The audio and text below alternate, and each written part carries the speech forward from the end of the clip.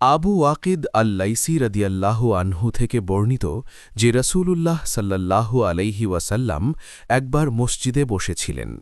তার সঙ্গে আরও লোকজন ছিলেন। ইতিমধ্যে ৩ জন লোক এলেন। তন্মধ্যে ২ জন রাসূলুল্লাহ সাল্লাল্লাহু আলাইহি ওয়াসাল্লামের দিকে এগিয়ে এলেন এবং একজন চলে গেলেন।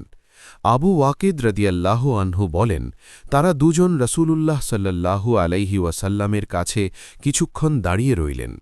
এরপর তাদের একজন মজলিসের মধ্যে কিছুটা জায়গা দেখে সেখানে বসে পড়লেন এবং অন্যজন তাদের পেছনে বসলেন, আর তৃতীয় ব্যক্তি ফিরে গেল। রাসূলুল্লাহ সাল্লাল্লাহু আলাইহি ওয়াসাল্লাম মজলিস শেষ করে সাহাবায়ে কেরামকে লক্ষ্য করে বললেন, আমি কি তোমাদেরকে এই ৩ ব্যক্তি সম্পর্কে কিছু বলব?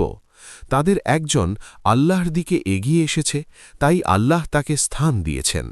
অন্যজন ভিড় ঠেলে অগ্রসর হতে অথবা ফিরে যেতে লজ্জাবোধ করেছে, তাই আল্লাহ তার ব্যাপারে তাকে শাস্তি দিতে এবং রহমত থেকে বঞ্চিত করতে লজ্জাবোধ করেছেন।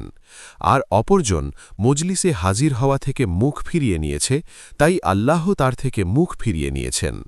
সহিহ বুখারী, হাদিস নম্বর ৬৬।